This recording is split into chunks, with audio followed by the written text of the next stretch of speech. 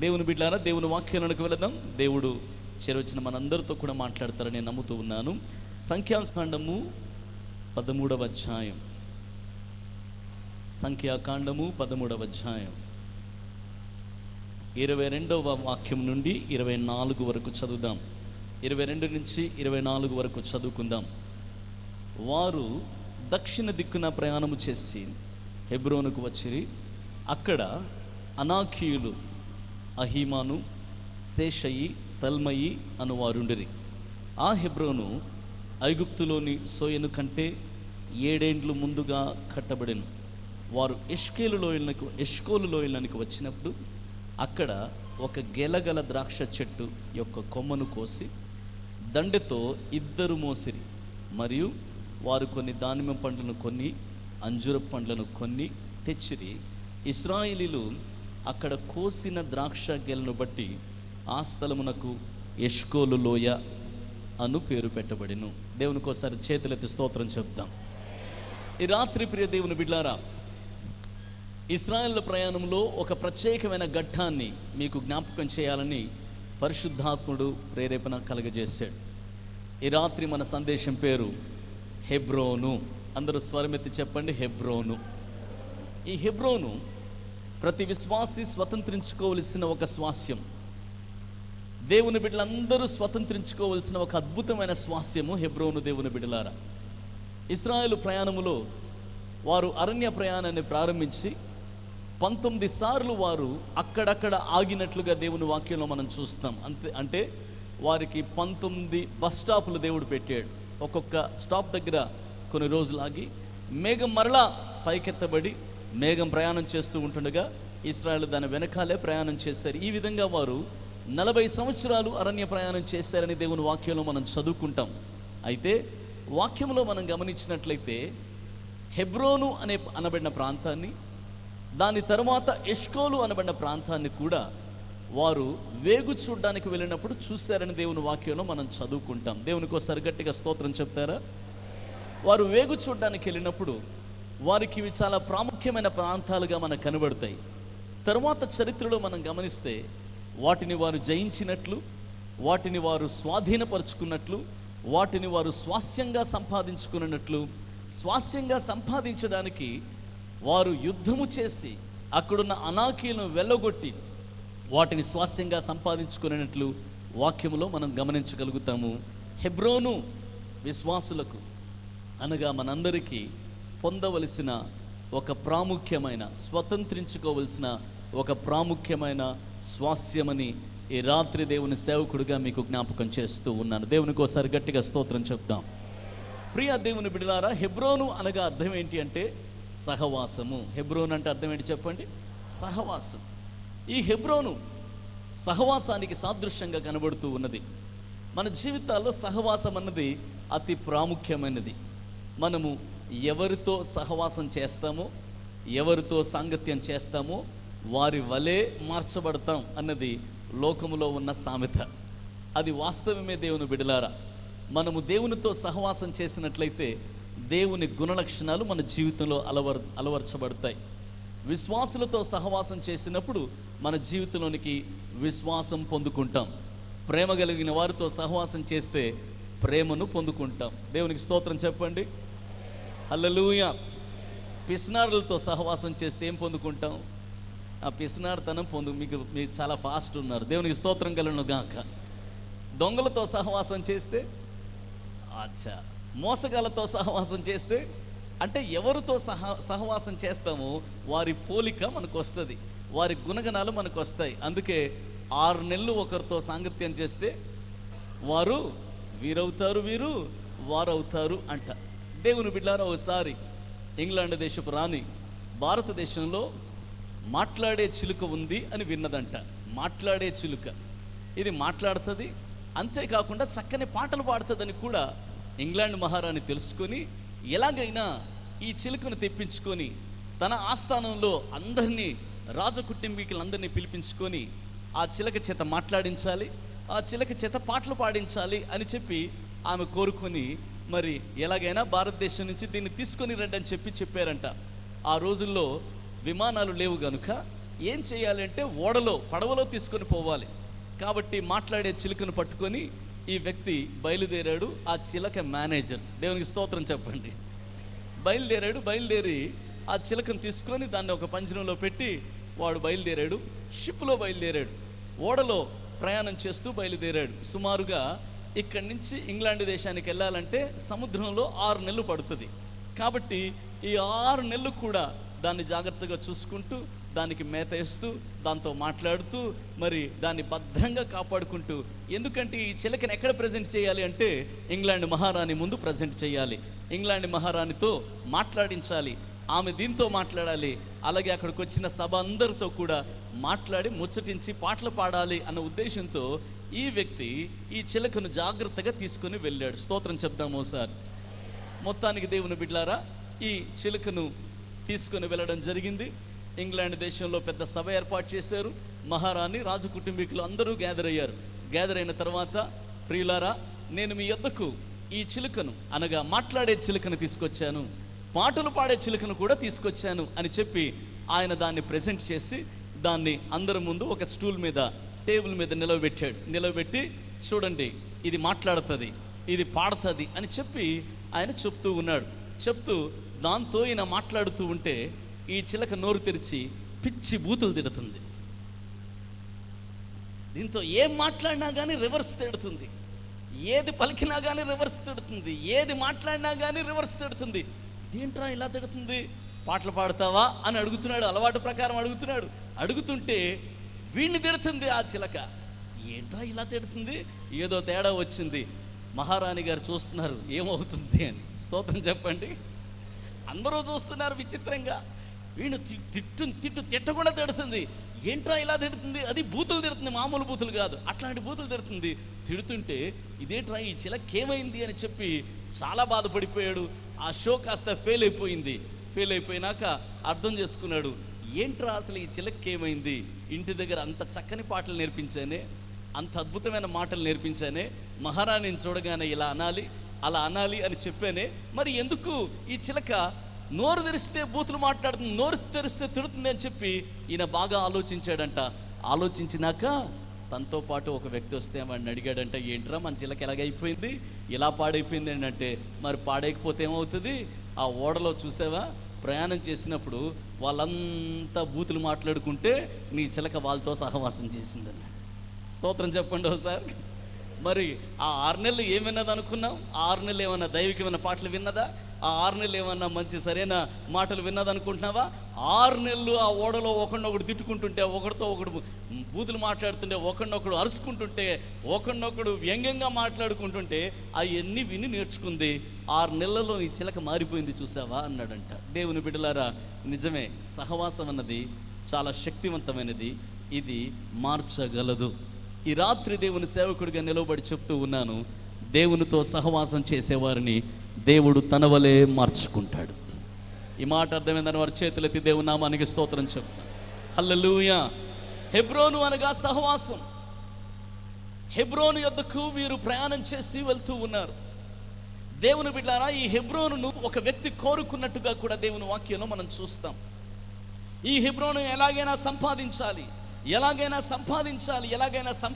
అని చెప్పి కాలేబు అనబడిన వ్యక్తి హెబ్రోనును సంపాదించుకున్నట్లు దేవుని వాక్యంలో మనం గమనిస్తాం. ఎందుకయ్యా ఈ హెబ్రోన్ అంత ప్రాముఖ్యమైనది అంటే దానికి మొదటి కారణము, అబ్రహాము అతి ఎక్కువ కాలము నివసించింది మమ్రే దగ్గర ఉన్న సింధూర వనము. ఇది సరిగ్గా హెబ్రోనులో ఉన్నది. స్తోత్రం చెప్పండి ఒకసారి. హెబ్రోనులో ఉన్న మమ్రే దగ్గర ఉన్న సింధూర వనములో అబ్రహాము నివాసం చేశాడు. అంతేకాదు, అక్కడే చాలా కాలం నివసించినట్లు మనం చూస్తాము.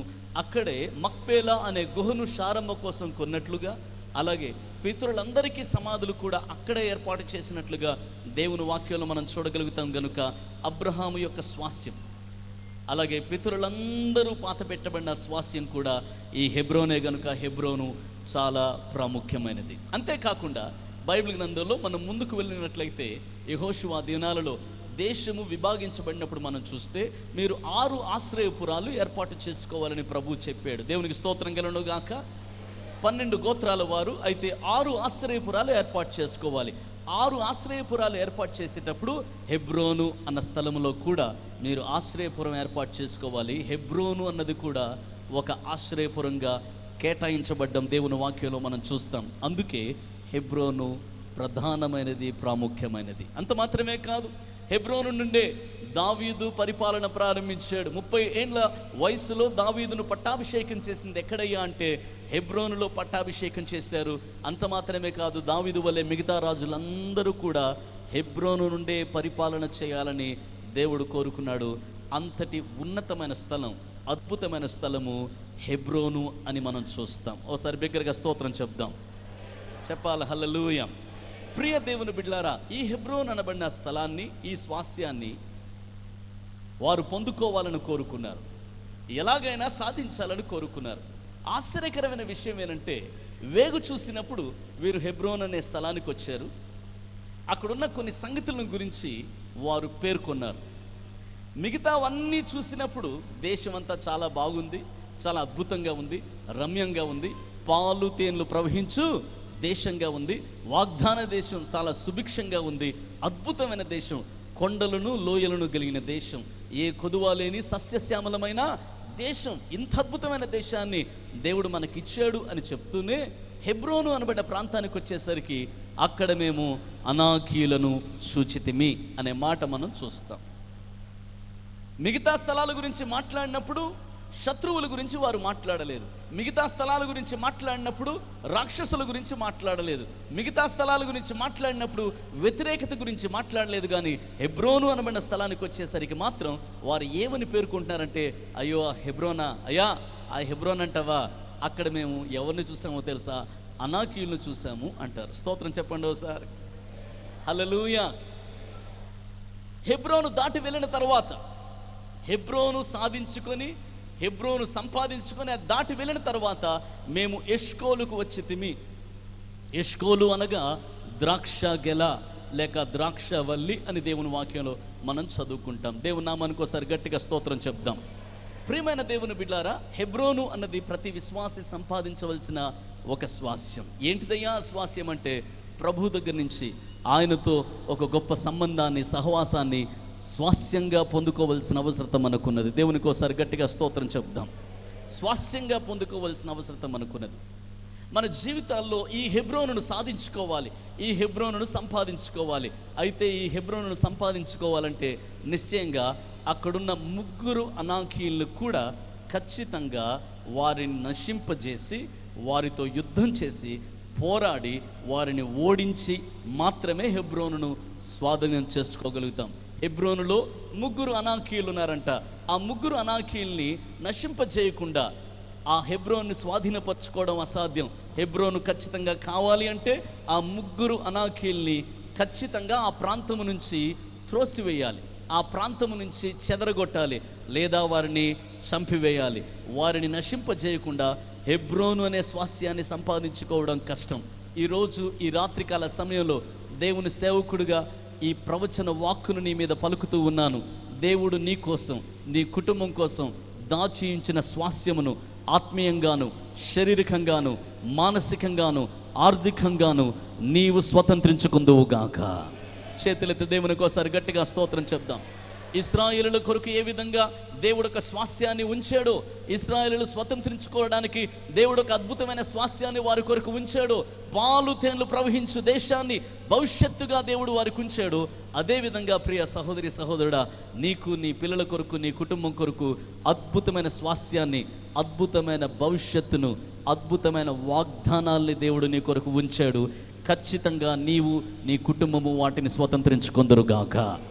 నా మాటతో ఏకీవించారు, బిగ్గరగా ఆమేన్ చెప్దాం. ఆమేన్, హల్లెలూయా. అయితే ఆ స్వాస్థ్యాన్ని సంపాదించాలంటే, ఆ స్వాస్థ్యాన్ని స్వాధీనం చేసుకోవాలంటే అంత సులువైన విషయమేమీ కాదు. అక్కడికేదో ఇలా కేక్ మీద నడిచి వెళ్ళిపోయినట్టు నడిచి వెళ్ళడం కుదరదు. అక్కడ ఇదిగో ఈ హెబ్రోను మాది, మీరు వదిలిపెట్టి వెళ్ళిపోండి అంటే కుదరదు. స్తోత్రం చెప్పండి ఒకసారి. అప్పటికే ఆ హెబ్రోనులో ఎవరున్నారంట, 3 అనాకీయులు ఉన్నారని దేవుని వాక్యంలో మనం చదువుకుంటాం. అనాకీయులు అంటే రాక్షస సంతతి. దేవుని బిడ్డలారా, రాక్షసులు వారు. చాలా ఎత్తైన వారు. గొల్యాతు గురించి దేవుని వాక్యంలో మనం చదువుతాం కదా, అలాంటి వారే వారు. దేవునికి స్తోత్రం చెప్పండి ఒకసారి. అంతటి భయంకరమైన రాక్షసులు ఉన్న ప్రాంతం అది. ఆ ప్రాంతంలో ఉన్న ఈ రాక్షసులతో పోరాడి యుద్ధం చేసి వారిని వెళ్ళగొట్టి వారిని నశింపజేస్తే కానీ హెబ్రోనును నువ్వు దక్కించుకోలేవు. అయితే అక్కడ వారిని నశింపచేయాలంటే వారెవరో తెలుసుకోవాలి. మన జీవితంలో కూడా దేవుని బిడ్డలారా, ఆత్మ సంబంధమైన స్వాస్యమును స్వాధీనపరుచుకోవడానికి ఆశ ఎంత ఉన్నా, ఆత్మ సంబంధమైన భవిష్యత్తును స్వాధీనపరచుకోవడానికి ఆశ ఎంత ఉన్నా, మన జీవితంలో కూడా ప్రభుతో సాంగత్యానికి, ప్రభుతో సహవాసానికి ఆశ ఎంత ఉన్నా, నేను కూడా ప్రభువుని అంటుకట్టుకొని ఉండాలి, ప్రభుకి సమీపంగా ఉండాలి, ప్రభుతో అద్భుతమైన సన్నిహితమైన సంబంధం కలిగి ఉండాలి, హెబ్రోను అనగా సహవాసం, అటువంటి సహవాసంలో నేను ఉండాలి అన్న ఆశ ఎంత ఉన్నా, ఈ ముగ్గురు శత్రువుల్ని నువ్వు జయిస్తేనే దానిని నువ్వు సాధించగలుగుతావు. ఈ ముగ్గురు శత్రువుల్ని నువ్వు జయించాలి. ఈ మూడు సంగతులు మీ ముందుంచి ప్రార్థన చేస్తాను. చాలా ప్రాముఖ్యమైన సత్యాలు ఈ రాత్రి మనం ధ్యానం చేస్తాం. ముగ్గురు వ్యక్తుల గురించి అక్కడ వ్రాయబడింది. మొట్టమొదటిగా దేవుని బిడ్డారా, అక్కడున్న అనాకీయుల పేర్లు ఒకసారి చూద్దాం. అక్కడ అనాకీయులు అహీమాను, శేషయి, తల్మయి అనువారు ఉండిరి. ఓసారి స్తోత్రం చెప్పండి. నా వెనకాల ఈ పేర్లు చెప్పండి, ఏవేవో చెప్పకండి. ఓకే, నేను చెప్పిందే చెప్పండి, సరేనా? అహీమాను, శేషయి, తల్మయి.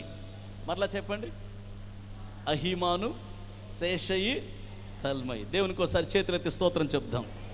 మా చర్చిలో అమ్మా వాక్యం చదువు తల్లి అని చెప్పి మార్కు సువార్త 16వ అధ్యాయం నుంచి చదవమంటే మీరు పాములను ఎత్తి పట్టుకొందురు అనే మాట చదవాలి. ఆమె ఏం చదువుతుందంటే మీరు పాపములను ఎత్తి పట్టుకొందురు అంటుంది. బిడ్డ తప్పు చదువుతున్నా మళ్ళా చదువు అన్నా, మళ్ళా చదవండి, మళ్ళీ అదే చదువుతుంది, మీరు పాపములను ఎత్తి పట్టుకొందురు అని. స్తోత్రం చెప్పండి ఒకసారి. హల్లెలూయా. ఇంకోసారి ఇంకో సహోదరుని అడిగి, బాబు నువ్వు వాక్యం చదువు అంటే, ఆయన శక్తిహీనులకు బలమిచ్చువాడు ఆయనే అని యెషయా గ్రంథంలో ఉంటుంది కదా. శక్తిహీనులకు బలం ఇచ్చేవాడు ఆయనే, బలాభివృద్ధి కలగజేసేవాడు ఆయనే అన్న మాట ఉంటుంది కదా. దాన్ని ఈయన ఎలా చదువుతున్నాడంటే, ఆయన భక్తిహీనులకు బలం ఇచ్చేవాడు ఆయనే. ఒక్కోసారి మనం వాక్యాన్ని కొంచెం తిరకాసుగా చదువుతాం. తిరకాసుగా చదివితే పర్లేదు, కానీ తిరకాసుగా అర్థం చేసుకుంటేనే పొరపాటు అవుతుంది. స్తోత్రం చెప్పండి ఒకసారి. చేతులే చెప్పండి. హల్లెలూయా. మంచి దేవుని బిడ్డలారా, ఇక్కడ ముగ్గురు పేర్లు మనం చూస్తూ ఉన్నాం. ఈ ముగ్గురిని జయించాలి. ఈ రాత్రి ఈ ముగ్గురిని ఎలా జయించాలి, అసలు ఈ ముగ్గురు ఎవరు, ఈ శత్రువులు మనం ఎలా జయించి హెబ్రోన్ ఎలా సాధించాలి అనే సంగతిని ఈ రాత్రి దేవుని వాక్యంలో నుంచి మనం తెలుసుకోవడానికి ఇష్టపడతాం. మొట్టమొదటిగా మనం చూసినట్లయితే ఆ వ్యక్తి పేరు, అనాకీయులలో మొదటి వ్యక్తి పేరు మనం చూస్తాము. అతని పేరు అహీమాను. స్వరమెత్తి చెప్పండి. ఏం మానండి? ఇదేదో చెట్టు మానులాగా ఉంది కదా పేరు. అహీమాను. ఈయన పేరు ఏం పేరంట? అహీమాను. దేవుని బిడ్డారా, అహీమానును వారు జయించాల్సి వచ్చింది. అహీమాను అనే అనాకీయుడిని హెబ్రోను స్వాధీనపరచుకోవాలంటే అహీమాను అనబడిన అనాకీయుడిని మొట్టమొదటిగా జయించాల్సిన అవసరత వచ్చింది. నీవు కూడా నీ విశ్వాస జీవితంలో అహీమాను అనబడిన శత్రువుని మొదటిగా నువ్వు ఖచ్చితంగా జయించాల్సిన అవసరత ఉన్నది. ఎవరన్నా ఈ అహీమాను? అసలు ఏంటిది అహీమానుని జయించడం అంటే ఏంటి? ఇది ఒక దయ్యం పేరా? ఎట్లాంటి దయ్యం ఇది అని అంటే, అహీమాను అంటే అర్థం ఏంటో వాక్యంలో నుంచి మనం గమనించినట్లయితే, అహీమాను అంటే అర్థం స్వేచ్ఛాపరుడు అని అర్థం. చెప్పండి ఒకసారి. ఏంటిదంటండి? అహీమాన్ అంటే అర్థమేనంట స్వేచ్ఛాపరుడు, లిబరల్. అహీమాన్ అంటే అర్థం ఏంటి? స్వేచ్ఛాపరుడు. దేవుని బిడ్డలారా, అలాగే రెండవ వ్యక్తిని పేరు మనం చూస్తే, రెండవ వ్యక్తి పేరు శేషయి అనే మాట మనం చూస్తాం. చూసారా మీరు? రెండవ వ్యక్తి పేరు ఏమనుంది? శేషయి. శేషయి అంటే అర్థం ఏంటో తెలుసా? కాంతి కోల్పోయిన. శేషయి అంటే ఏంటి చెప్పండి? కాంతి కోల్పోయిన. మూడవ వ్యక్తి పేరు మనం చూస్తాము, తల్మయి. దయచేసి ఈ పేర్లు ఎవరికి పెట్టబాకండి. స్తోత్రం చెప్పండి ఒకసారి. చెప్పండి హల్లెలూయా. మూడో వ్యక్తి పేరు మనం చూస్తాము. వాని పేరు ఏం పేరంటే తల్మయి. తల్మయి అంటే గుంత తవ్వువాడు అని అర్థం. ఏం పేరంటమ్మా? ఏంటిది? గుంత ఈ 3 పేర్లు సైతానుగాడికి పక్కా సంబంధించిన పేర్లు. ఓసారి చేతులైతే స్తోత్రం చెప్పండి, చెప్పండి హల్లెలూయా. మొట్టమొదటిగా నీవు అహీమానుని జయించాలి. అహీమాను అనే పేరుకు అర్థం స్వేచ్ఛాపరుడు. నిజంగా దేవుని బిడ్డలారా, సైతానుడు కూడా వాని యొక్క గుణలక్షణం కూడా ఎప్పుడు స్వేచ్ఛతో బ్రతకాలనే గుణలక్షణం. దేవుడు నా పైన అధికారిగా ఉండాల్సిన అవసరత ఏముంది? కోటాను కోట్ల దూతలు నేను నడిపిస్తున్నాను కదా, నా సింహాసనాన్ని దేవుని సభాపర్వతం కంటే హెచ్చించుకుంటాను. దేవుని కంటే పైన నేనుండి ఆయన అధికారం కింద నేనుండను, నేనే ఆయన పైనుండి ఆరాధనంతా నేనే పొందుకుంటాను అని స్వేచ్ఛను, అదే స్వేచ్ఛను మిగతా వారికి అంటించాడు. మొత్తానికి పరలోకంలోంచే భూలోకానికి త్రోసివేయబడ్డాడు, నరకములో ఒక మూలకు నెట్టివేయబడ్డాడు. కారణము వాడు స్వేచ్ఛాపరుడు. అంత మాత్రమే కాదు దేవుని బిడ్డలారా, అపవాది ఎవరినైనా, అవిశ్వాసులు కావచ్చు విశ్వాసులు కావచ్చు, ఎవరినైనా నువ్వు ఎలా బ్రతకాలి అంటే స్వేచ్ఛగా బ్రతకాలి, స్వేచ్ఛతో బ్రతకాలి అంటే అర్థం ఏంటి? నీ ఇష్టం వచ్చినట్టు నీవు బ్రతకాలి. నీ ఇష్టం వచ్చినట్టు బ్రతికే హక్కు నీకు, అధికారము నీకు ఉంది. నీ ఇష్టం వచ్చినట్టు నువ్వు బ్రతకాలి. స్వేచ్ఛ అంటే ఏంటి? అమెరికా దేశంలో ఒక పెద్ద రివోల్ట్ జరుగుతుంది. మీకు తెలుసా? ఈ గత వారంలో ఒక ఆయనని చంపేశారు.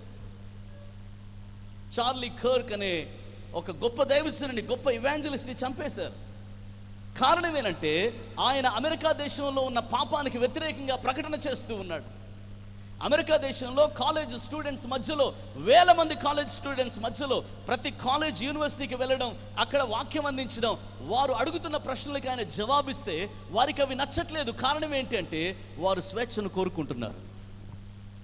మా ఇష్టం, మా శరీరాలు మా ఇష్టం, మా శరీరాలతో మేమేమన్నా చేయొచ్చు, మేము మగవాడిగానైనా ఉండొచ్చు, ఆడదానిగానైనా ఉండొచ్చు, ఎలాగైనా ఉండొచ్చు, మా శరీరాన్ని మేము ఎలాగైనా మార్చుకోవచ్చు, పెళ్లి కాకుండానే పిల్లలను కనొచ్చు, పెళ్లి కాకుండానే కలిసి కాపురం చేయొచ్చు. ఇది మా శరీరం, మా జీవితం. నువ్వెవరివి? మేము కోరుకుంటుంది స్వేచ్ఛ. మా స్వేచ్ఛను హరించడానికి ఎవరికి హక్కు లేదు అని అమెరికా దేశంలో మాత్రమే కాదు, ప్రపంచమంతటా ఇటువంటి మెంటాలిటీ వెళుతూ ఉన్నది. కారణం, మీరు స్వేచ్ఛగా బ్రతకాలి. ఆ పండు తిను దినమున మీరేమైపోతారు? ఏమైపోతారు? ఎలా చనిపోతారని దేవుడు చెప్పాడు. కానీ సైతాన్ ఏం చెప్పాడు? అబ్బే మీరేం చనిపోరు, మీరు ఎలా ఉంటారు? దేవదూతలు, మీరు దేవతలు అయిపోతారంటే వాడన్న మాట ఏంటో తెలుసా? అసలు మీకు దేవుడే అక్కర్లేదు, మీరే దేవుళ్ళు అయిపోతారు. మీరే దేవుళ్ళు అయిపోతే ఇంకా మీకు దేవుడు ఎందుకు? ఇంకా మీకు దేవుడు ఏ అవసరం ఉన్నది అని దేవుడి నుంచి వేరు చేసి మీరు స్వేచ్ఛగా బ్రతకొచ్చు అని దేవుడి నుంచి వేరు చేసే గుణలక్షణాన్ని పెంపొందించువాడు ఈ స్వేచ్ఛాపరుడైన శత్రువు. వీడిని మొట్టమొదట నువ్వు జయిస్తేనే హెబ్రోను సాధించగలుగుతాం. ఈ మాట అర్థమైందని వారి చేతులెత్తి గట్టిగా స్తోత్రం చెప్దాం, బిగ్గరగా స్తోత్రం చెప్దాం. హల్లెలూయా. ప్రియ దేవుని బిడ్డలారా, ఇలా స్వేచ్ఛ కోరుకున్న ప్రతి ఒక్కరు కూడా బైబిల్లో ఓడిపోయినట్లుగానే దేవుని వాక్యంలో మనం చదువుకుంటాం. ఉదాహరణకి సంసోను తన జీవితంలో ద్రాక్షావళిని ముట్టకూడదు, కానీ సంసోను ఎప్పుడు తిరిగినా ఎటువైపు తిరిగేవాడు తెలుసా? ద్రాక్ష తోటల మధ్యలోనే తిరిగేవాడు. సంసోను చనిపోయిన దాన్ని ముట్టుకోకూడదు, చనిపోయిన కళేబరాన్ని ముట్టకూడదు, దాన్ని తినకూడదు. కానీ ఎప్పుడు చూసినా చచ్చిపోయిన వాటిలో ఏ తేనె దొరుకుతుందా అని కళేబరాల్లో వెతుకుతుండేవాడు. సంసోను నాజీరు చేయబడిన వాడు, తల వెంట్రుకలు కత్తిరించబడకూడదు. అలాంటిది తల వెంట్రుకలు కత్తిరించబడ్డాయి. సంసోను వివాహం చేసుకోకూడదు, ఎందుకంటే ఆయన నాజీరు వ్రతంలో ఉన్నవాడు. కానీ ఎప్పుడు చూసినా ఏ స్థలానికి వెళ్ళినా ఆడపిల్లల వెనకాల పడేటోడే. ఏ స్థలానికి వెళ్ళినా వాని కళ్ళు ఎప్పుడూ ఆడపిల్లల మీదే, అందంగా ఉన్న ఆడపిల్లల మీద పడేవి. వీడు స్వేచ్ఛను కోరుకున్నాడు. అంటే నాజీరు యొక్క నియమం కింద నేను ఉండను, నాజీరు యొక్క దేవుని కట్టడి కింద నేను ఉండను, ఆయన విధించిన నియమం కింద నేను బ్రతకడానికి నాకు ఇష్టం లేదు. I want freedom. నాకేం కావాలంటే స్వేచ్ఛ కావాలి, స్వేచ్ఛ కావాలి. ప్రియ దేవుని బిడ్డలారా, దేవుని వాక్యం సెలవిస్తూ ఉన్నది, వేరుండగోరువాడు స్వేచ్ఛానుసారుడు అట్టివారికి దేవుని జ్ఞానం, లెస్ అయిన జ్ఞానం ఎలా కనబడుతుందంట? విరోధం. స్తోత్రం చెప్పండి ఒకసారి.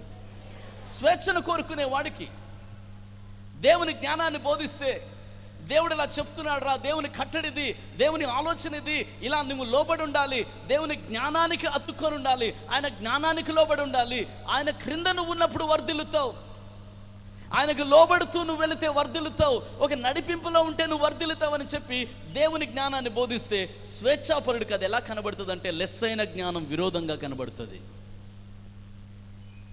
ఇది ఎంత ప్రమాదం దేవుని బిడ్డలారా. ఈ రోజుల్లో చాలామంది విశ్వాసులు కూడా స్వేచ్ఛను కోరుకుంటున్నారు. చేతులెత్తోసారి గట్టిగా గట్టిగా స్తోత్రం చెప్పండి. చెప్పాలి హల్లెలూయా, హల్లెలూయా. అన్న ఇలాంటి సంఘాలకు వెళ్ళామంటే ఏంటన్నా మనల్ని శుభ్రంగా వాయించి పడేస్తున్నారు. ఇలాంటి సంఘాలకు వెళ్ళంటే బాగా కఠినంగా చెప్తున్నారన్న వాక్యం, అసలు చాలా కఠినంగా ఉందన్న. ఇది వద్దంటారు, అది వద్దంటారు, అది చేయొద్దంటారు, ఇది చేయొద్దంటారు, అది చూడొద్దంటారు, ఇది చూడొద్దంటారు, అక్కడికి వెళ్ళొద్దంటారు, ఇక్కడికి వెళ్ళొద్దంటారు, దాంట్లో పాల్గొద్దంటారు, దీంట్లో పాల్గొద్దంటారు. ఏంటిదన్నా ఇంత కఠినంగా ఉంది, ఇంత కఠినంగా ఉంది. We want freedom. మాకేం కావాలి? స్వేచ్ఛ కావాలి. ఏ స్వేచ్ఛ కావాలి?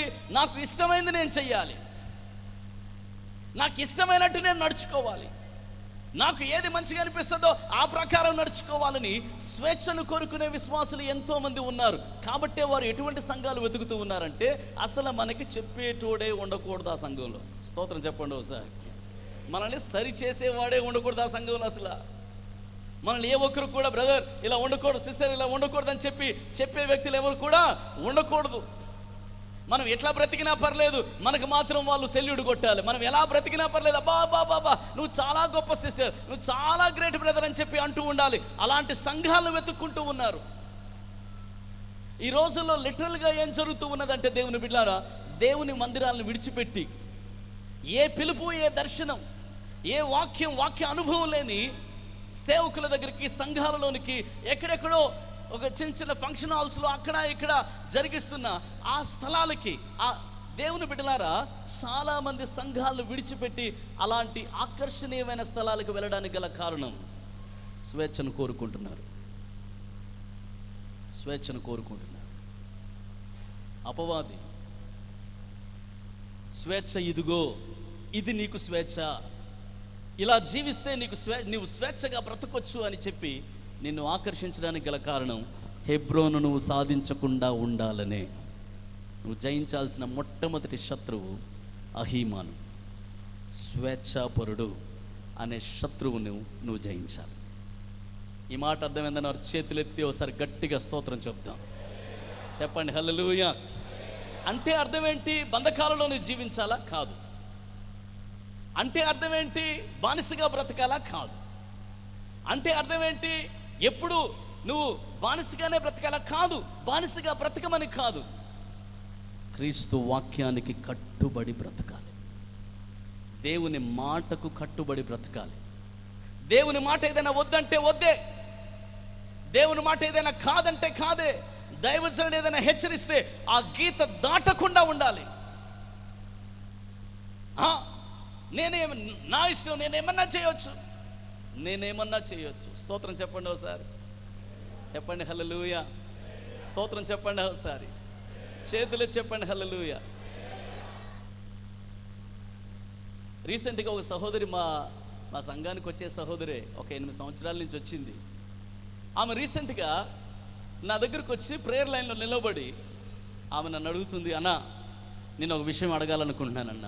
ఏమా అన్న అంటే, కాదన్నా నేను 8 సంవత్సరాల నుంచి మందిరానికి వస్తున్నాను, 8 సంవత్సరాల నుంచి మందిరానికి వస్తున్నాను. అసలు నువ్వు నన్ను గుర్తించావన్నా? ఎందుకు గుర్తించకపోవడం ఏంట్రా, నువ్వు నాకు తెలుసు కదా అన్న. అలా కాదన్నా, నన్ను నువ్వు ఒక దైవ సేవకురాలుగా గుర్తించావా? స్తోత్రం చెప్పండి. చెప్పండి హల్లెలూయా. అమ్మ అలాగైతే మరి 20 సంవత్సరాల నుంచి వస్తున్న వాళ్ళ పరిస్థితి ఏంటి? అందుకే అన్న, మీ దగ్గర ఆ గుర్తింపు లేదన్న, మీ దగ్గర ఆ గుర్తింపు లేదు. మీరు సేవకురాలుగా నన్ను నాలో ఉన్న తలాంతిని, నాలో ఉన్న అభిషేకాన్ని మీరు గుర్తించట్లేదు, కాబట్టి నేను ఇక మీద రానన్నా. వెళ్ళిపోయింది. ప్రియ దేవుని బిడ్డలారా, ఇలాంటి మనస్తత్వము అనేకుల మనస్సులో సైతాను ఇంజెక్ట్ చేస్తూ ఉన్నాడు. దీనినే జయించడం నేర్చుకోవాలి. ఒకసారి చేతులెత్తి వాక్యం అర్థమైందన్న వారు స్తోత్రం చెప్తాము. ఒకసారి చెప్పండి హల్లెలూయా. మనకి తెలుగులో ఒక సామెత ఉంది కదా, కూసేగాడిద దేన్ని జరిపిందంట, మేసేగాడిదని జరిపింది. అట్లా కొన్ని కూసేగాడిదలు ఉంటాయి. అమ్మ మీరందరూ చాలా చాలా భక్తిపరులు, నీతిమంతులు. స్తోత్రం చెప్పండి ఒకసారి. నేను ఏది చెప్పినా మా చర్చ్ మెంబర్స్ కోసం చెప్పుకుంటున్నా. దేవునికి స్తోత్రం కలను గాక. కొన్ని ఉంటాయి, ఏంట్రా అంటే మనకంటూ సొంతగా ఏం మనం చేయకూడదా? దేవుని సేవకుల నడిపింపులోనే పోవాలనా? ఖచ్చితంగా ఉండాలనా? అంత ఖండితంగా ఉండాలనా? అంటే మన ఇష్టానుసారంగా మనం చేయకూడదా అని ఏదో ఒక గాడిద కూస్తుంటే మేసే గాడిద కాస్త కూసే గాడిద వెనకాల పోతుంది, మేత పోతుంది. స్తోత్రం చెప్పండి ఒకసారి. గాడిద ఎక్కువ కూసిందంటే ఏం పడతాయి చెప్పండి? అది గాడిద ఎక్కువ కూసిందంటే ఏం పడతాయి? దెబ్బలు పడతాయి, తన్నులు పడతాయి. ప్రియ దేవుని బిడ్డలారా, అహీమాను అనగా స్వేచ్ఛాపరుడు. మన జీవితంలో స్వేచ్ఛాపరులుగా మనం ఉండాల్సిన అవసరం లేదు. మన జీవితంలో కావాల్సింది క్రీస్తుకు ఖైదీలుగా, క్రీస్తుకు బందీలుగా, యేసు క్రీస్తు యొక్క నడిపింపు క్రింద ఆయన కాడిని మనం ఎత్తుకునేవారిగా, ఆ కాడి కింద మనం నడిచేవారిగా ఉంటే చాలు. దానికి మించిన దీవెన వేరొకటి లేదు. ఈ మాట అర్థమైందన్న వారు గట్టిగా చప్పట్లు కొట్టి ప్రభుకి స్తోత్రం చేయండి.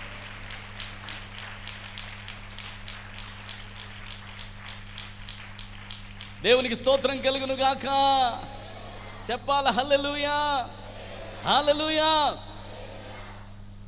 ఇక్కడ ఉందో లేదో నాకు తెలియదు కానీ హైదరాబాద్లోని ఎలాంటి పరిస్థితి వచ్చిందంటే, సంఘాలలో ఉన్న విశ్వాసుల దగ్గరికి కొంతమంది బిషప్లు వెళ్ళి,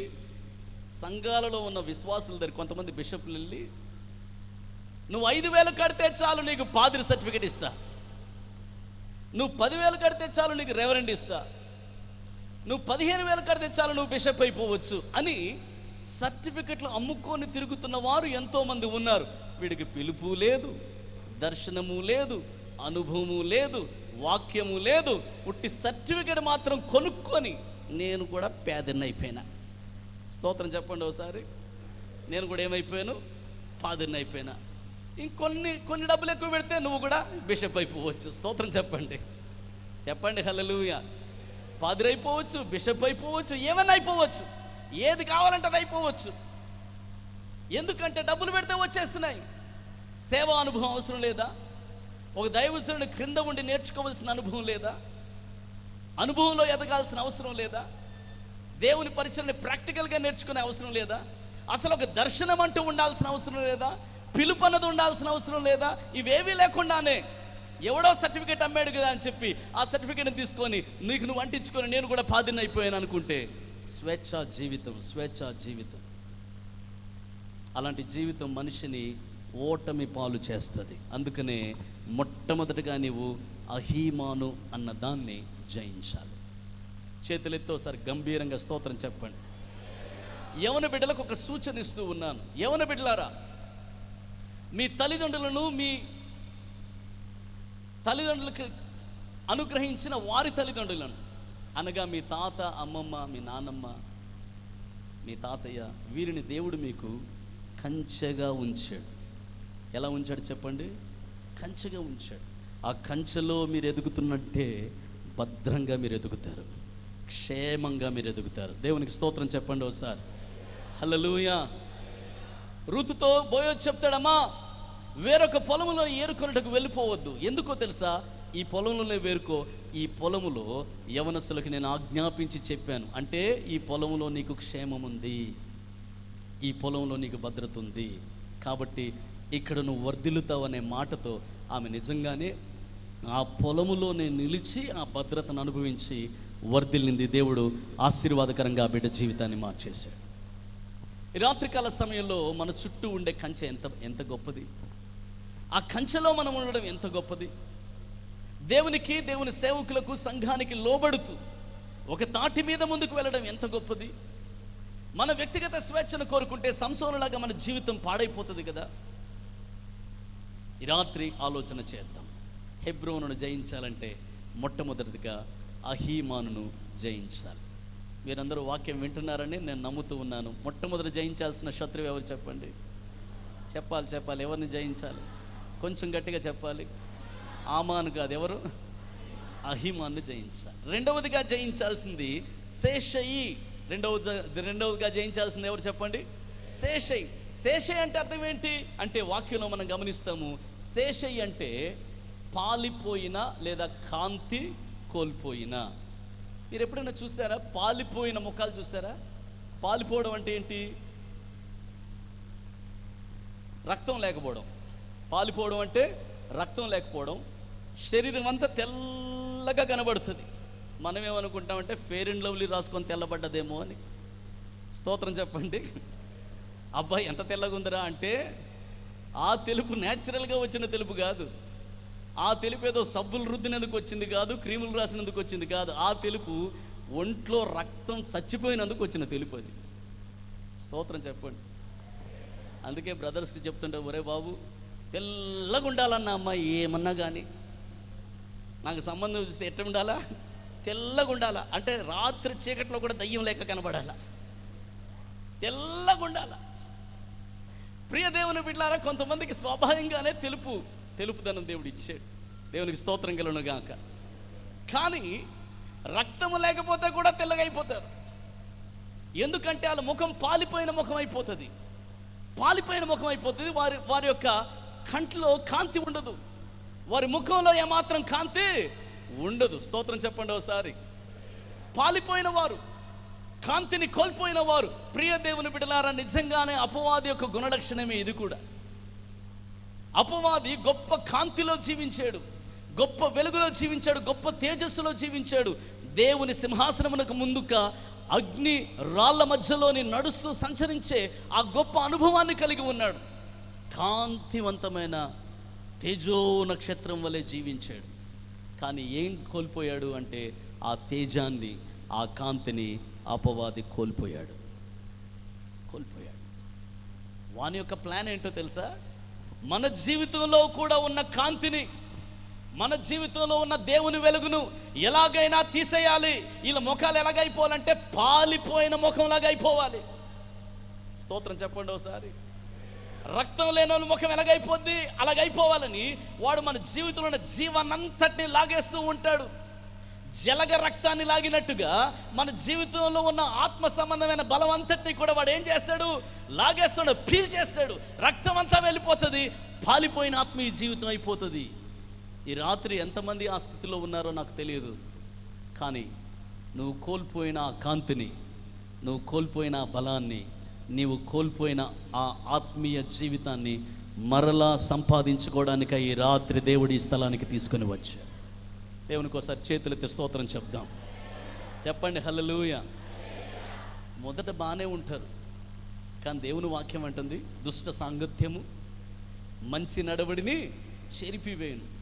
లోకంలో పడిపోయి, దుష్ట సాంగత్యాల్లో పడిపోయి, రకరకాల అలవాట్లలో పడిపోయి మంచి ఆత్మీయులైన వ్యక్తులు వారి జీవితంలో కాంతి కోల్పోతున్నారు. వారి ముఖంలో ఇంతకు ముందున్న కాంతి కనబడట్లేదు, ఇంతకు ముందున్న వెలుగు వారి జీవితంలో కనబడట్లేదు, ఇంతకు ముందున్న బలం వారి జీవితంలో కనబడట్లేదు, ఇంతకు ముందున్న ప్రకాశం వారి జీవితంలో కనబడట్లేదు. సౌలు దేవుని చేత పిలువబడినప్పుడు, దేవుని చేత ఏర్పరచబడినప్పుడు సౌలు జీవితం అద్భుతంగా ఉండింది. ఇశ్రాయేలులో అందరికంటే ఎత్తుగా కనబడ్డాడు. ఆయన అందరికంటే ఎత్తుగా కనబడ్డాడు. యెహోవా చేత అభిషేకించబడినవాడు, దేవుని యొక్క మనోభిలాష నీ అందే కదా అన్నాడు సమూయేలు. స్తోత్రం చెప్పండి ఒకసారి. నీ అందే కదా, నీ గోత్రం స్వల్ప గోత్రమైన ప్రభు నిన్నే కదా ఎన్నుకున్నాడు, ఇశ్రాయేలుకు అధిపతిగా చేశాడు. కానీ ఆయన అవిధేయత వలన, ఆయన మూర్ఖత్వం వలన, ఆయన దేవునికి విరోధంగా నడుచుకోవడం వలన, అసూయపరుడుగా జీవించడం వలన, మాట వస్తే దావీదు ఎక్కడున్నాడని దావీదును వెంటాడి దావీదు మీద కుళ్ళుకొని చచ్చాడు. దావీదు మీద అసూయతో చచ్చాడు. దావీదు మీద ఎలాగైనా పగ తీర్చుకోవాలని ప్రయత్నం చేశాడు. ఆఖరికి తన కాంతిని తను కోల్పోయాడు. తన కాంతిని కోల్పోయాడు. ప్రియ దేవుని బిడ్డలారా, దేవుడి నుంచి దూరం అయ్యాడు, కాంతిని కోల్పోయాడు, పాలిపోయిన వ్యక్తిగా ఉండిపోయాడు.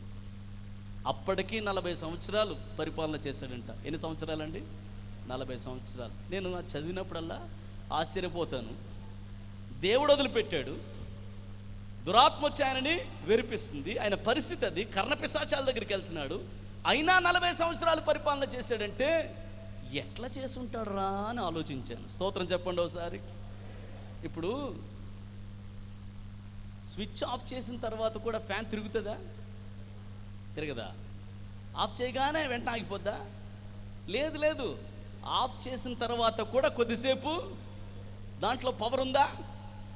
లేదు, పవర్ లేదు. అయినా కానీ, పవర్ లేకపోయినా కానీ తిరుగుతుంటుంది. సౌలు బ్రతుకు అంతే. పవర్ లేదు, పోయింది ఆయన జీవితంలోంచి. యెహోవా ఆత్మ ఆయన ఎడబాసేసింది. దేవుడు ఆయన విడిచిపెట్టాడు, దేవుడు ఆయన వదిలిపెట్టేశాడు, దేవుని అభిషేకం తొలగిపోయింది. అయినా కూడా శక్తి లేని సౌలు కూడా 40 సంవత్సరాలు పరిపాలన మాత్రం చేశాడు. శక్తి ఉన్నట్టుగానే కనబడ్డది. చాలామంది విశ్వాసుల జీవితంలో ఇది ప్రమాదం. ఇది చాలా ప్రమాదం. భక్తిని కోల్పోయావు, అభిషేకాన్ని కోల్పోయావు, ఆసక్తిని కోల్పోయావు, ప్రేమను కోల్పోయావు, ప్రార్థనా జీవితాన్ని కోల్పోయావు, నీ ఆత్మీయ జీవితాన్ని కోల్పోయావు. కోల్పోయి కాంతి కోల్పోయిన ఒక నక్షత్రం వలె నువ్వు కనబడుతూ ఉన్నావు. కాంతిని కోల్పోయావు. నీ ముఖంలో ఆ కాంతి ఇప్పుడు కనబడట్లేదు. ఈరోజు పశ్చాత్తాపడి నీవు శేషయ్యి అనే శత్రువును జయించాలి. కోల్పోయిన స్థితికి మరలా తిరిగి రావాలి. ఎక్కడి నుంచి పడిపోయావో మరలా స్థితికి నువ్వు తిరిగి రావాలని ప్రభు కోరుకుంటూ ఉన్నాడు. ఈ మాట అర్థమైందని వారి చేతులెత్తి దేవుని నామానికి ఒకసారి గట్టిగా స్తోత్రం చెప్తాం. బిగ్గరగా దేవుని నామానికి స్తోత్రం చెప్తాం. హల్లెలూయా, హల్లెలూయా. అంత మాత్రమే కాదు ప్రియ దేవుని బిడ్డలారా, ఎవరైతే దేవునికి దూరంగా జీవిస్తూ దేవుని సత్యాన్ని ఎరిగి, సువార్తను ఎరిగి, దేవుని వాక్యాన్ని ఎరిగి, నేను ఇప్పుడు నా జీవితాన్ని కమిట్ చేసుకోవాలా, నా జీవితాన్ని సమర్పించుకోవాలా అని చెప్పి అనుకుంటూ కూడా వెనకంజ వేస్తూ బాప్తిస్మం అనే అనుభవానికి కూడా వెనకంజ వేసేవారు ఎంతోమంది లేకపోలేరు. ఈ రాత్రి దేవుని సేవకుడిగా హెచ్చరిస్తూ ఉన్నాను. బాప్తిస్మాన్ని, రక్షణ అనే గొప్ప అనుభవాన్ని ఎంత మాత్రము తృణీకరించొద్దు, దాన్ని దూరం చేసుకోవద్దు. ఈ రాత్రి దేవుని సేవకుడిగా హెచ్చరిస్తున్నాను. ఇంత గొప్ప రక్షణను నిర్లక్ష్యము చేసిన ఎడల మనం ఏమవుతాం? ఇంత గొప్ప రక్షణను నిర్లక్ష్యం చేస్తే మనం ఏమవుతాం?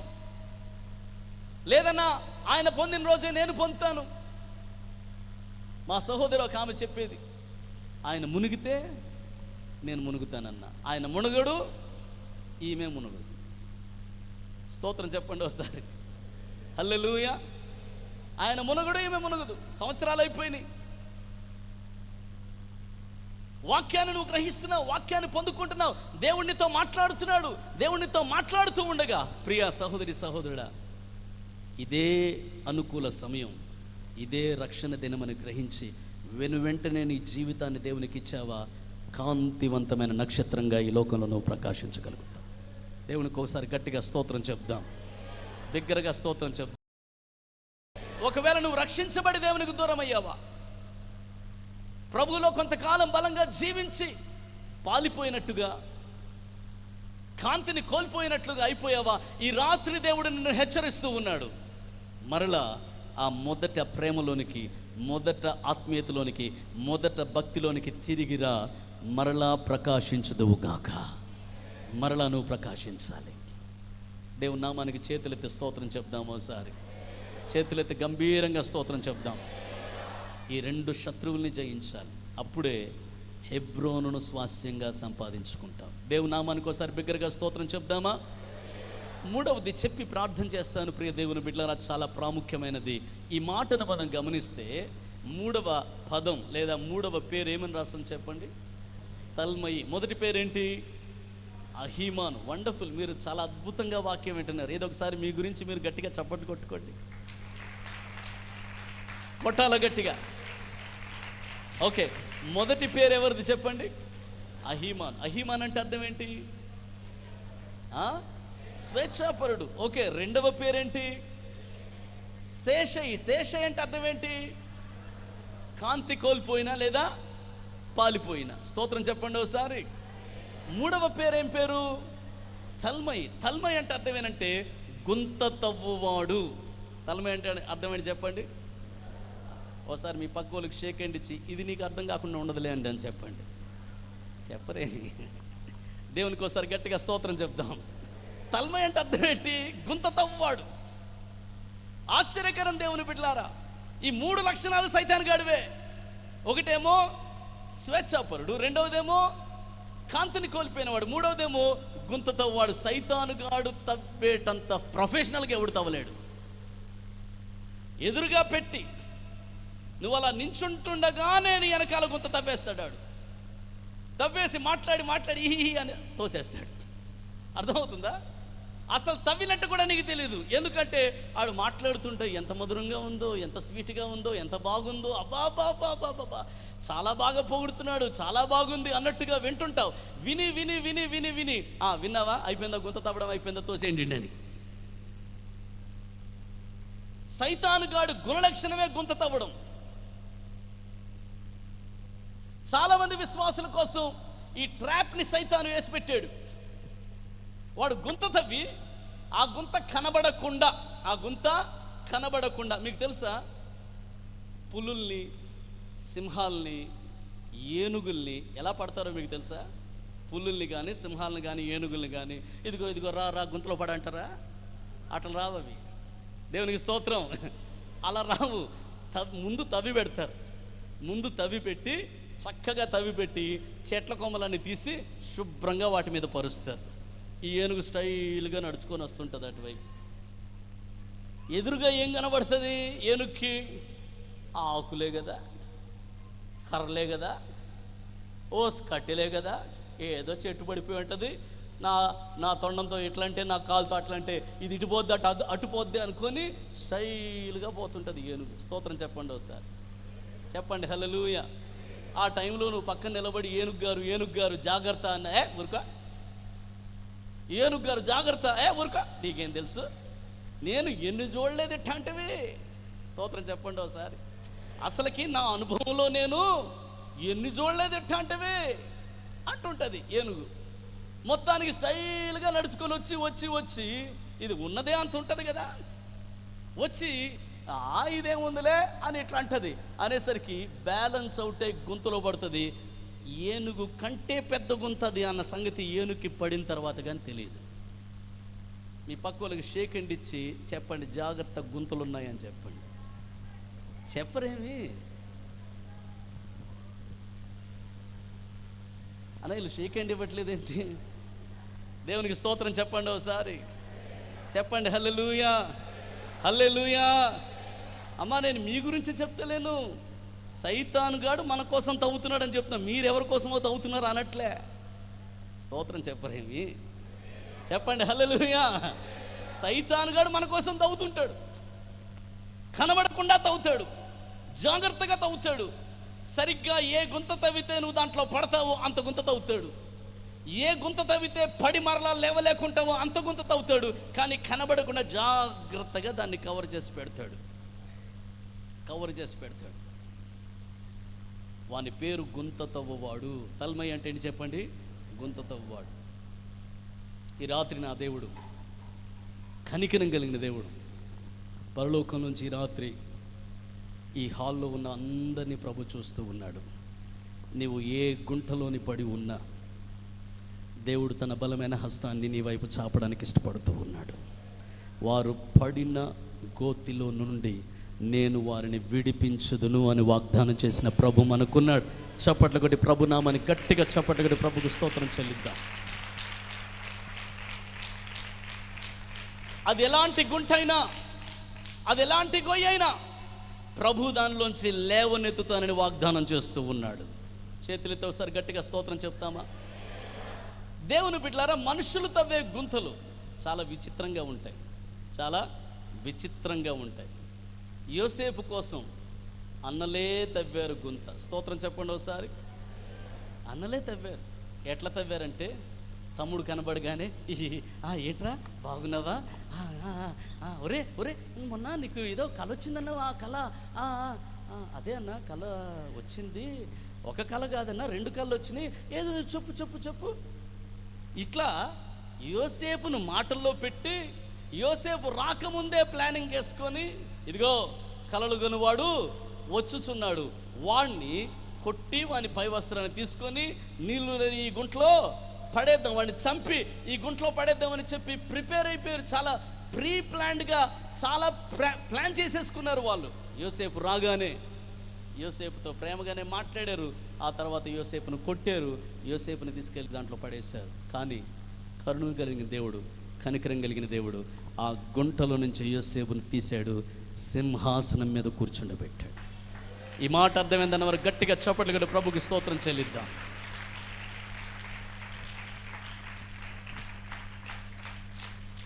ఈరోజు ప్రియ దేవుని బిడ్డలారా, మన జీవితంలో అపవాది యొక్క ఇలాంటి గుణలక్షణం ఏదైనా ఉందా అని పరిశీలన కూడా చేసుకోవాలి. మన కోసం అపవాది తవ్వుతున్నాడు నిజమే, వాటన్నిటిలోంచి దేవుడు మనల్ని విడుదల చేస్తానని వాగ్దానం చేస్తున్నాడు. కానీ మన లోపల ఇలాంటి నేచర్ ఏదైనా ఉందా, ఇలాంటి స్వభావం ఏదైనా ఉందా? చేతులెత్తి స్తోత్రం చెప్తారా? దావీదు బలహీనంగా ఉన్నాడు, దావీదు సింహాసనం మీద ఉన్నాడు కానీ బలహీనంగానే ఉన్నాడు. రాజ్యం అల్లకల్లోలంగా ఉంది. ఆ సందర్భంలో ఆ సమయంలో ఒకడు ధ్వజం ఎత్తి ఇదిగో దావీదు దగ్గరికి ఏం వెళ్తారయ్యా, దావీదుకి మాట రావట్లేదు, దావీదుకి సూపు లేదు, దావీదు సరిగ్గా ఎవరికి ఏమి న్యాయము చేయలేకపోతున్నాడు, ఏం న్యాయం జరగట్లేదు. అసలు దావీదు ఎంత బిజీగా ఉన్నాడు తెలుసా? దావీదు కంటే నేను బెటర్ కాదా అన్నాడు. స్తోత్రం చెప్పండి ఒకసారి. మీరంతా వాక్యం ఎరిగిన వారు కనుక పేరు చెప్పట్లేదు నేను. వాడంట రాజ్యంలోకి వచ్చిన ప్రతి ఒక్కరు దావీదును కలవడానికి వస్తే దారిలోనే ఆపుతున్నాడంట. స్తోత్రం చెప్పండి ఒకసారి. దారిలోనే ఆపి వాళ్ళకు ముద్దు పెడుతున్నాడంట. వాళ్ళకేం చేస్తున్నాడు?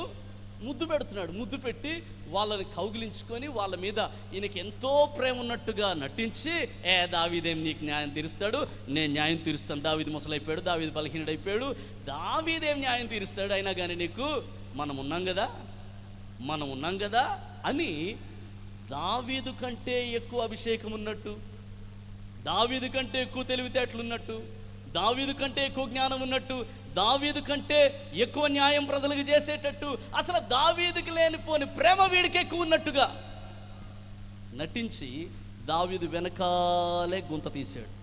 ఎవరు? సొంత కుమారుడైన అబ్షాలోము. చేతులెత్తి స్తోత్రం చెప్దాం.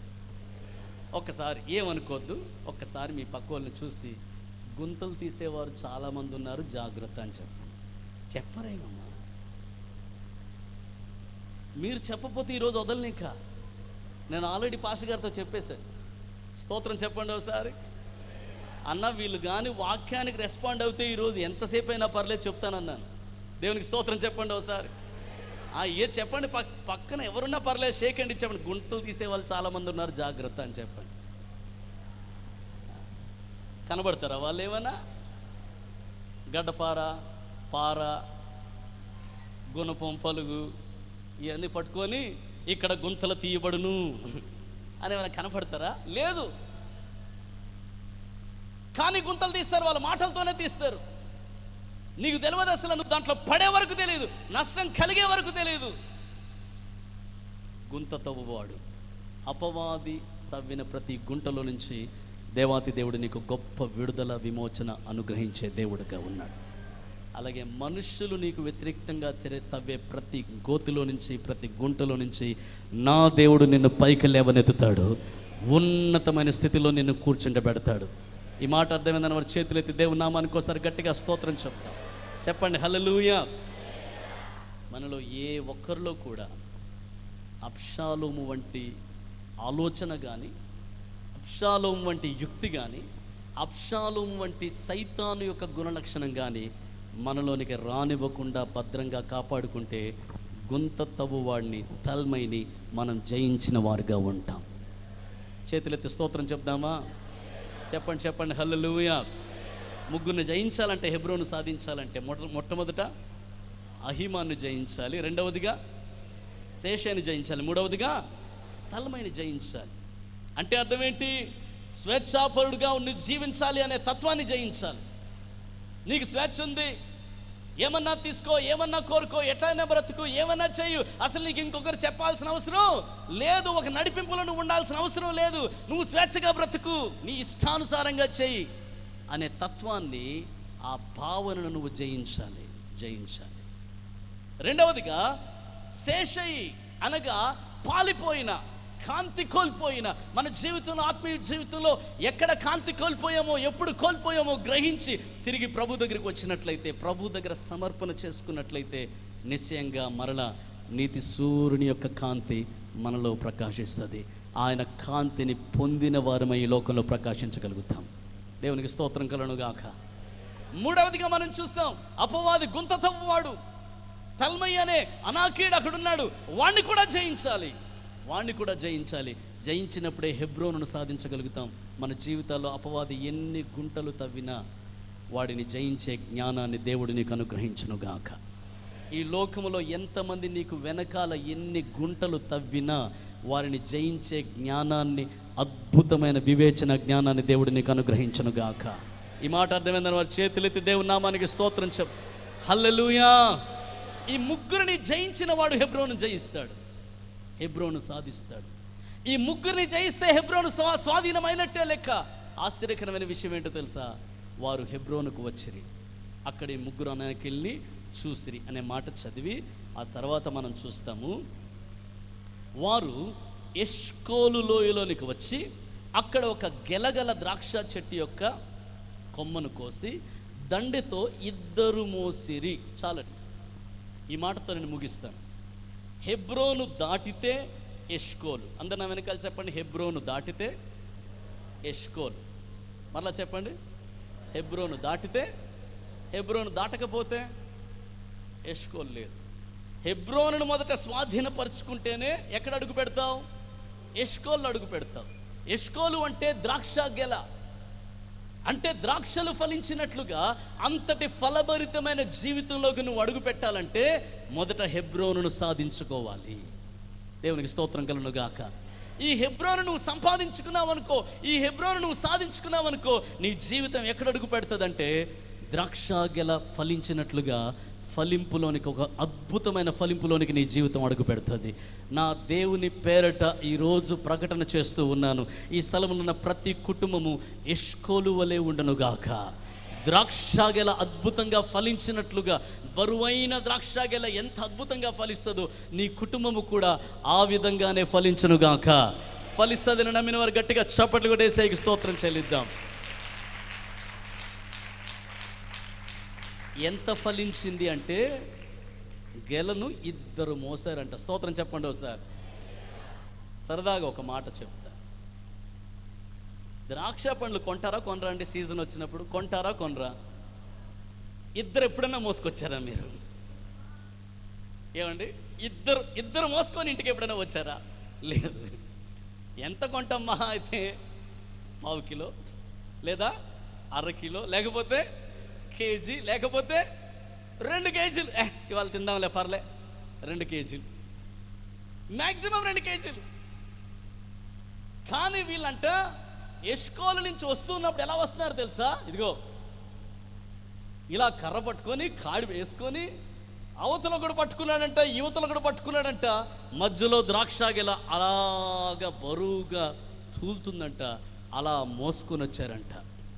నీ జీవితం కూడా నీవు మోయలేనన్ని దీవెనల చేత నింపబడును గాక. ఈ మాట అర్థమైందని వారి చేతులైతే దేవునికి స్తోత్రం చెప్దాము. సార్, ఎంత ఫలించాలంటే ఆ ఫలాన్ని ప్రజలు చూడాలి, ఆ జీవితాన్ని ప్రజలు చూడాలి, ఆ కుటుంబాన్ని ప్రజలు చూడాలి. నువ్వు మోయలేనంత గెలమోస్తున్నావు అన్నట్టుగా ప్రజలు చూచుదురుగాక. అంతటి గొప్ప ఫలింపు రావాలి అంటే హెబ్రోనును మొదట సంపాదించుకోవాలి. హెబ్రోనును సంపాదించాలంటే ఈ ముగ్గురు శత్రువుల్ని నువ్వు జయించాలి. జయించినప్పుడే అద్భుతమైన ప్రతిఫలాన్ని, ఫలాన్ని ప్రభు నీకు అనుగ్రహిస్తాడు. రాత్రి చెరి వచ్చిన మనమందరం ఒక్క క్షణం లేచి నిలబడదాం, ఒక్క క్షణం లేచి నిలబడదాం. Thank you lord.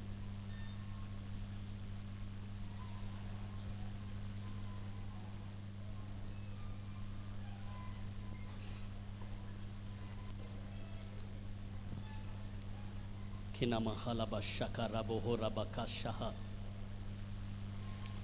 రెఖేందరబోహల కషలలబ కలమషల.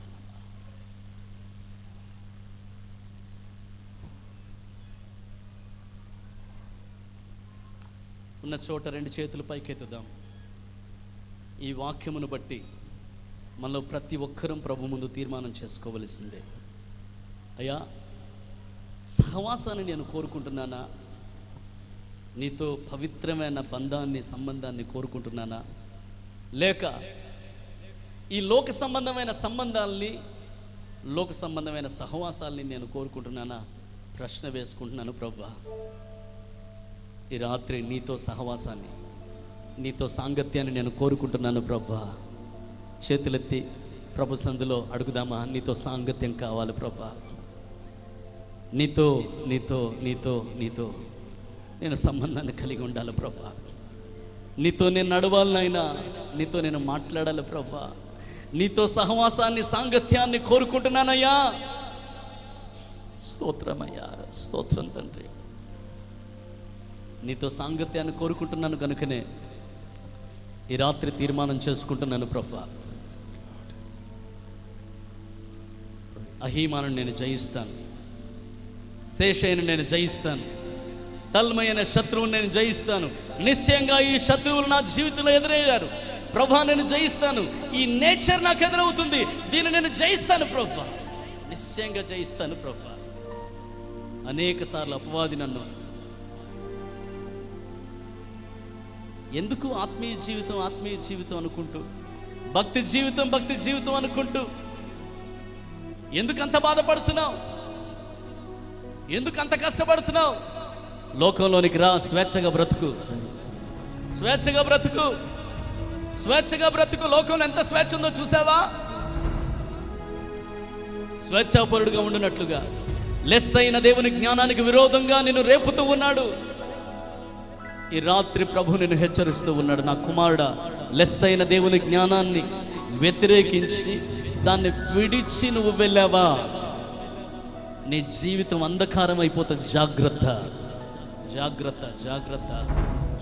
ఈ రాత్రి దేవుని హెచ్చరిక మన మీదకి వస్తూ ఉంది. ప్రియా సహోదరి, సహోదరుడా, నా ఇష్టం వచ్చినట్టు నేను బ్రతుకుతాను, నాకు ఇష్టం వచ్చిన రీతిలో నేను బ్రతుకుతాను. నాకెవరు చెప్పాల్సిన అవసరం లేదు, ఏ సేవకుడు నన్ను గద్దించాల్సిన అవసరం లేదు, నన్ను సరిచేయాల్సిన అవసరం లేదు అన్నట్టుగా బ్రతికితే జాగ్రత్త. అది నీ జీవితానికి ఎంతో ఎంతో నష్టాన్ని తీసుకొస్తుంది. కనుక ఈ రాత్రి నీ చేతుల పైకెత్తి ప్రభువా, నీకు బందీగా జీవించాలనుకుంటున్నాను, నీ దాసునిగా జీవించాలనుకుంటున్నాను, నీ దాసిగా జీవించాలనుకుంటున్నానయ్యా. లోకములో ఉన్న స్వేచ్ఛ నాకు అక్కర్లేదు ప్రభువా. సైతానుడిచ్చే స్వేచ్ఛ నాకు అక్కర్లేదు ప్రభువా. లోకం ఇచ్చే స్వేచ్ఛ నాకు అక్కర్లేదు నాయనా. నువ్వు అనుగ్రహించు క్రీస్తు స్వాతంత్రం మాత్రమే నాకు కావాలి ప్రభువా. అది మాత్రమే నాకు కావాలి నాయనా. నీ కోసం బ్రతుకుతాను, నీ కోసం బ్రతుకుతాను ప్రభువా, నీ కోసం బ్రతుకుతాను. నీలాగే నడవాలని యేసయ్యా,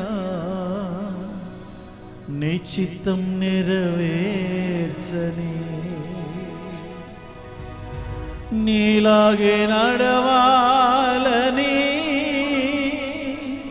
యేసయ్యా, నీ చిత్తం నెరవేర్చని. నీలాగే నడచి నీ చిత్తం నెరవేర్చి నీ దరికి చేరాలని. ఓ నీలాగే నడచి నీ చిత్తం నెరవేర్చి నీ దరికి చేరాలని. తీరునానా కోనిక అవునయ్యా, చేరితి ప్రభు పాదాల చింత. తీరునానా కోరిక చేరితి ప్రభు పాదాల చింత. జీవితంలో నీలా ఉండాలని యేసు నాలో ఎంతో ఆశున్నది.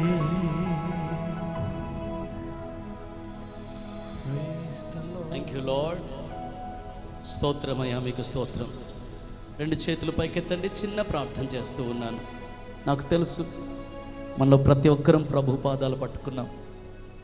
ప్రభా, హెబ్రోనును మాకు దయచేయి, హెబ్రోనును మాకు దయచేయి. హెబ్రోను సంపాదించుకుంటే, సహవాసమును నీతో ఎడబాయలేని సహవాసాన్ని సంపాదించుకుంటే ఎష్కోలు మాదే. ఫలవంతమైన భూమిలోకి మేము అడుగు పెడతాం. ద్రాక్ష గెలలు మోస్తున్నట్లుగా మా జీవితం ఉంటుంది ప్రభా. అటువంటి ఫలింపులోనికి మేము రావాలని కోరుకుంటున్నాం ప్రభా. తండ్రి, ఈ రాత్రికాల సమయంలో నీ దాసునిగా ప్రార్థన చేస్తూ ఉన్నాను. చేరి వచ్చిన నీ బిడ్డలందరి కొరకు ప్రార్థన చేస్తూ ఉన్నాను. నీ కుమారులు కుమార్తెల కొరకు ప్రార్థన చేస్తూ ఉన్నాను. యవ్వన బిడ్డల కొరకు ప్రార్థన చేస్తూ ఉన్నాను. తల్లిదండ్రుల కొరకు ప్రార్థన చేస్తూ ఉన్నాను. చేరి వచ్చిన బిడ్డలందరూ విశ్వాస సమాజం అంతటి కొరకు ప్రార్థన చేస్తూ ఉన్నాను. పరిచారకుల కొరకు ప్రార్థన చేస్తూ ఉన్నాను. సేవలో ఉన్న బిడ్డల కొరకు ప్రార్థన చేస్తూ ఉన్నాను. మా తండ్రి, ఇదిగో నాయన, ఈ రాత్రి నీ ఆత్మ వర్షం మా మీద కుమ్మరించబడుగాక అని ప్రార్థన చేస్తూ ఉన్నాను. హల్లెలూయా. యేసయ్యా, నీకు స్తోత్రం నాయన. ఆ హెబ్రోను నాకు కావాలి అని కాలేబు కోరుకున్నట్లుగా మేము కోరుకుందాము గాక నాయన. ఆ హెబ్రోను దగ్గర ఎంతమంది అనాకీలున్నా వాటిని జయించి హెబ్రోనుని మేము కోరుకుందాము గాక నాయన. ఈ సేవకులుగా ప్రార్థన చేస్తూ ఉన్నాము తండ్రి. బిడ్డలకున్న అడ్డు మీకు తెలుసు నాయన. ఎలాంటి అవాంతరాల్లోంచి బిడ్డలు వెళ్తూ ఉన్నారు, ఎటువంటి శోధనలోంచి బిడ్డలు వెళ్తూ ఉన్నారు, ఎటువంటి పరిస్థితుల్లోంచి మీరు వెళుతూ ఉన్నారో మీకు తెలుసు నాయన. యేసు క్రీస్తు సర్వశక్తి గల నామములో బిడ్డల స్థితిగతులు మార్చబడునుగాక. అయ్యా, నేను ప్రార్థన చేస్తూ ఉన్నాను తండ్రి. బిడ్డలు ఎక్కడ దుష్టునికి చోటిచ్చారో, ఎక్కడ అపవాదికి చోటిచ్చారో, ఎక్కడ వారి జీవితంలో వారికి ఉన్న కాంతిని కోల్పోయారో, ఎక్కడ వారి జీవితంలో వారికి ఉన్న ఆత్మశక్తిని కోల్పోయారో, వారికి ఉన్న ఆత్మీయ జీవితాన్ని కోల్పోయారో, ఎక్కడ కాంతి లేని నక్షత్రాలుగా మారిపోయారో బిడ్డలు గ్రహించి రాత్రి మొరపెడుతూ ఉంటుండగా మీ ఆత్మచేత మరలా దర్శించమని ప్రార్థన చేస్తూ ఉన్నాను తండ్రి. మరలా దర్శించమని ప్రార్థన చేస్తూ ఉన్నాను. యేసు నామములో దేవుని శక్తి బిడ్డల మీదకి బలంగా దిగివచ్చునుగా. దేవుని అభిషేకం దిగివచ్చునుగాక. బలమైన దేవుని శక్తి బిడ్డలను లేవనెత్తునుగాక తండ్రి. ఆత్మీయంగా బిడ్డలు ఉజ్జీవింప చేయబడదురుగాక. రాను రాను రాను రాను రాను రాను ఆత్మీయంగా సన్నగిల్లిపోతూ, జీవాన్ని కోల్పోతూ, పాలిపోతున్నట్లుగా కనబడుతున్న బిడ్డల కొరకు ప్రార్థన చేస్తూ ఉన్నాను. ఈ రాత్రి బిడ్డలు మేల్కొందురుగాక. ఈ రాత్రి బిడ్డల జీవితంలోకి మెలకు వచ్చునుగాక. కాంతి మరలా బిడ్డల మీద ప్రకాశించునుగాక. బిడ్డల ముఖములోంచి వారి ఆత్మలు తేజరిల్లునుగాక యేసు నామములో. Hallelujah. Restore them I pray. Restore them I pray. బిడ్డలు రెస్టోర్ చేయమని ప్రార్థన చేస్తూ ఉన్నాను తండ్రి. నీ భద్రతను, క్షేమాన్ని, కాపుదలను బిడ్డల చుట్టూ మాట్లాడుతూ చేరి వచ్చిన మేమందరమును అద్భుతమైన సహవాసం అనే హెబ్రోనును నీ యొద్ద నుంచి సంపాదించుకునే కృప మాకు దయచేయమని ఈ పరిచర్య కొరకు ప్రార్థన చేస్తూ ఉన్నాను. మీ దాసుని కొరకు, దాసురాలి కొరకు, కుమారుని కొరకు, కుమార్తె కొరకు ప్రార్థన చేస్తూ ఉన్నాను. నీ బలమైన శక్తి అభిషేకం ఎన్నటెన్నటికి నీ బిడ్డలు వెన్నంటి ఉండునుగాక. నీ అభిషేకం కిరీటము వలె వారి మీద ప్రకాశించునుగాక. అంచెలంచెలుగా ఈ దాసుని యొక్క పరిచర్యను కుడికి, ఎడమకు, తూర్పు, పడమర, ఉత్తర, దక్షిణలకు వ్యాపింపచేయమని ప్రార్థన చేస్తూ ఉన్నాను తండ్రి. వ్యాపింపచేయండి నాయన, వ్యాపింపచేయండి ప్రభువా, వ్యాపింపచేయండి నాయన. నీకు స్తోత్రం. నీ దాసులకు కావలసిన బలమును, శక్తిని దయచేసి మీరు ముందుకు నడిపించమని ప్రార్థన చేస్తున్నాం. తల్లిగారి కొరకు ప్రార్థన చేస్తూ ఉన్నాను. నూతనమైన బలముతోనూ, ఆయుష్తోనూ, ఆరోగ్యంతోనూ నింపమని ప్రార్థన చేస్తూ ఉన్నాను. మందిరంలో బిడ్డలందరి కొరకు ప్రార్థన చేస్తూ ఉన్నాను నాయన. మందిరంలో ఉన్న పరిచారకుల కొరకు ప్రార్థన చేస్తూ ఉన్నాను. దేవుని కాంతి కలిగి ప్రకాశించు నక్షత్రాలుగా ఉందరుగాక. దేవుని కాంతి చేత ప్రకాశించుదురుగాక. ప్రభు యొక్క కాంతిని చీకటి లోకంలో ప్రకాశించుదురుగాక నాయన. నీ సేవకుడిగా ప్రార్థన చేస్తూ ఉన్నాను. నాకు, నా కుటుంబానికి ఇటు యోగ్యతను, ఇట్టి అవకాశాన్ని మీరు దయచేసినందుకే నీకు సమస్త మహిమను, ఘనతను, ప్రభావాన్ని ఆరోపిస్తూ ఈ రాత్రి బలహీనుల కొరకు ప్రార్థన చేస్తూ ఉన్నాను తండ్రి. భారాలతో వచ్చిన బిడ్డల కోసం ప్రార్థన చేస్తూ ఉన్నాను. అనారోగ్యంతో వచ్చిన బిడ్డల కొరకు ప్రార్థన చేస్తున్నాను. నా ప్రభువా, నీ బలమైన చెయ్యి ఇప్పుడే బిడ్డల మీదకి చాపబడును గాక. బిడ్డలు ఎక్కడున్నా స్వస్థపరచబడుదురు గాక. wherever they stand, I pray they will be healed now in the name of Jesus. యేసు నామములో దేవుని సంపూర్ణమైన స్వస్థత శక్తి విడుదలవును గాక. వారు పడి ఉన్న గుంటలోంచి వారు లేచుదురుగాక. వారు పడిపోయిన గోతిలో నుంచి తిరిగి లేచుదురుగాక, లేవనెత్తబడుదురుగాక యేసు నామములో. ఈ నామానికే సమస్త మహిమను, ఘనతను, ప్రభావాన్ని ఆరోపిస్తూ యేసు నామములో ఈ ప్రార్థన అడిగి పొందిన మా తండ్రి. తండ్రి అయిన దేవుని ప్రేమయు, ప్రభు అయిన యేసుక్రీస్తు వారి కృపయు, పరిశుద్ధాత్ముని యొక్క అన్యోన్య సహవాసము ఇక్కడ కూడి వచ్చిన మాకందరికీ, మా కుటుంబాలకును సదాకాలము తోడయుండి నడిపించును గాక. ఆమేన్, ఆమేన్, ఆమేన్.